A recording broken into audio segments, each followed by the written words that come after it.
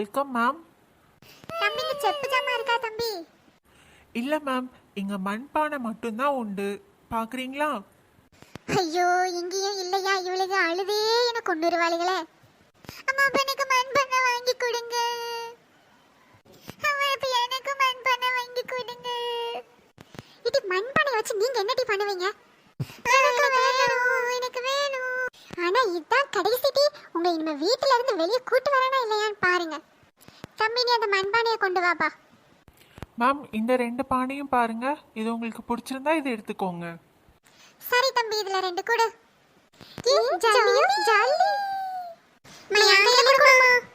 கையில குடுக்கறதுக்கு முன்னாடி உங்களுக்கு ஒரு கண்டிஷன். 2 பேரும் பானையை எந்த விதத்துல பயன்படுத்துறீங்கன்னு எனக்கு தெரிஞ்சாகணும். அதை விட முக்கியமானது, பானையை உடைச்சிங்க கொன்னே விடுவேன் உங்களை. சரிம்மா, கொடுமா. ஏட்டி ஐசு, நீ இதை வச்சு என்ன பண்ண போற? நான் தண்ணி ஊத்தி வைப்பேன். நீ என்ன பண்ண போற? நான் தான் அதை உன்கிட்ட சொல்ல மாட்டேனே. அம்மா, அம்மா. என்னடி? அம்மா, சாரிம்மா, உங்களை ரொம்ப தொந்தரவு பண்ணிட்டேன். சரிம்மா, சரிம்மா. அம்மா, உங்களுக்கு நான் மண்பானை தண்ணி கொண்டு வந்திருக்கேன். இதுல தண்ணி குடிச்சு பாருங்க, நல்லா சில்லுன்னு இருக்குதும்மா. நீங்க வேலை செஞ்சுட்டு கஷ்டமா இருப்பீங்கல்ல, இது குடிங்க, உங்களுக்கு நல்லா இருக்கும். என் பிள்ளைக்கு என் மேல என்ன பாசம். 2 பேரும் நல்லா தூங்குதாவோ. ஆமா, இவ பானை எங்க வச்சிருக்கா? ஓ, இந்த இருக்கா? ச்சே, எட்ட மாட்டேக்க. எப்படி எடுக்கிறது?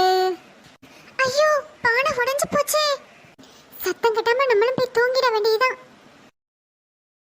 ஐயோ, ஐஸ் பானை கீழே விழுந்து உடைஞ்சு கிடக்க. எந்திரிச்சு பார்த்தா வருத்தப்படுவாளே.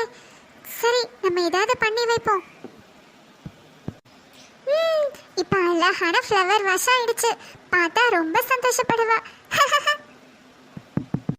என்ன ஃப்ரெண்ட்ஸ், என் பொண்ணு ஆசையா வாங்கின பானை உடைஞ்சு போனதை பார்த்தா கஷ்டப்படுவான்னு அதை அழகான ஃப்ளவர் வாஷாக மாற்றி வச்சிருக்கேன். அப்போ நம்மளை ஆசையா உருவாக்குன தேவன் நம்ம உடைஞ்சு போகும்போது சும்மா இருப்பாரா?